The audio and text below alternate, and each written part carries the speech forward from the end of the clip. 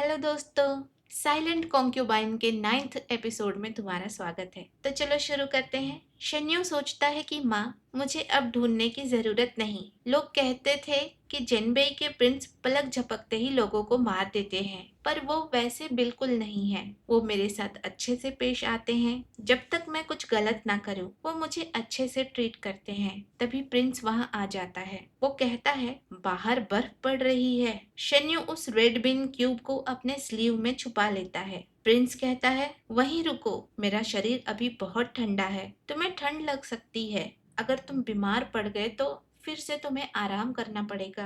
Prince lamp के पास जाकर हाथ गर्म करने लगता है। फिर शन्यू से वो पूछता है, अभी तुम क्या कर रहे थे? ऐसा लगा कि तुम कुछ छुपा रहे हो। एक मुस्कान के साथ शन्यू शर्माते हुए सिर हिलाकर ना में जवाब देता है। प्रिंस कहता है, मुझसे सीक्रेट रखे जा रहे हैं, यहाँ आओ। शन्यू प्रिंस के गोद में बैठता है। प्रिंस शन्यू को एक पेंडेंट निकाल कर दिखाता है। ये जेड का पत्थर है जो बहुत कीमती होता है, जिस पर शन्यू की नाचते हुए आकृति बनाई गई थी। प्रिंस कहता है कि ये तुम हो, तुम्हें अच्छा लगा? शन्यू हाथ से जेस्चर करके नहीं कहता है। प्रिंस कहता है, तुमने सही कहा, मैंने जैसे बताया था कारीगर ने वैसा ही काम किया है। फिर भी ये तुमसे अलग दिखता है। यहाँ देखो, इसका रंग सफेद और पारदर्शी है। तुम्हारी तरह स्नो व्हाइट स्किन और पिंकिश नहीं है। तुम्हारी जैसी आंखें तो कोई बना ही नहीं सकता। इस दुनिया में सबसे ज्यादा सिलेक्टिव आंखें सिर्फ यू की हैं। इस जेड की कार्विंग डल है,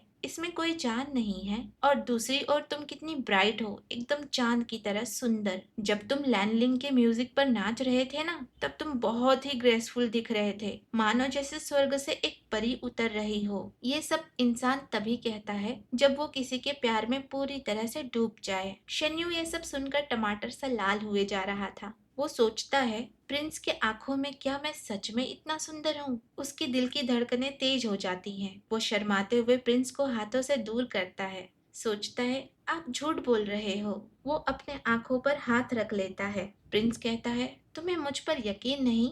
जेड स्मिथ और पेंटर को भी मेरी बातों पर यकीन नहीं हो रहा था। वो कहते हैं कि इतना सुंदर दुनिया में कोई हो ही नहीं सकता। सुंदरता तो बस देखने वालों की आंखों में होती है। लेकिन वो तुमसे कभी मिले भी तो नहीं है, तो उन्हें कैसे पता होगा कि इतना सुंदर भी कोई है? उन्हें क्या पता? प्रिंस शन्यू के करीब आकर उसके चेहरे को ऊपर उठाते हुए पूछता है, शन्यू, क्या तुम अब तक मुझसे झूठ बोल रहे थे?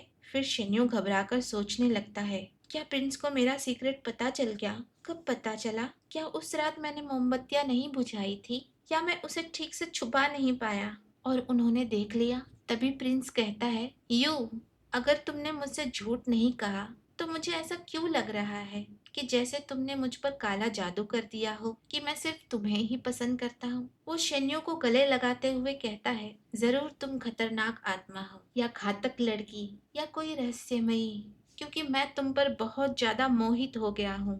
तभी वहां पर सोंगचिंग आता है। उसे देखते ही शेन्यू प्रिंस से दूर हटकर बैठ जाता है। सोंगचिंग कहता है, प्रिंसेस कॉन्सर्ट को जैसे ही पता चला कि मैडम कॉन्सर्ट का टाइटल शेन्यू को दिया जाने वाला है, तब से वो अपने लीचिंग कोर्ट में चीखना चिल्लाना कर रही हैं और कह रही हैं कि अगर आप उनसे मिलने नहीं गए तो वो आत्महत्या करने की कोशिश करेंगी। प्रिंस शेन्यू को कहता है, मैं अभी आया, और वहाँ से चला जाता है। शेन्यू सोचता है, दिन के अंत में इतनी सारी प्यार की बातें करने के बाद जिनबेई के प्रिंस सिर्फ मेरे नहीं हैं। लीचिंग यार्ड में कदम रखते ही दूर से प्रिंसेस डायरू के चिल्लाने की आवाज आ रही थी। वो कहती हैं, वो चालाक लोमड़ी चुड़ैल हर दिन प्रिंस के साथ रहती है। प्रिंस मेरी ओर देखते भी नहीं है। अब जीने का कोई मतलब नहीं। अपने सर्वेंट की ओर चीजें फेंकते हुए वो कहती है, बताओ मुझे, हाईनेस मुझसे मिलने क्यों नहीं आते? ये सब उस चुड़ैल की गलती है। डायरू ने कोहराम मचा रखा था। रूम में पूरी चीजें बिखरी पड़ी थी।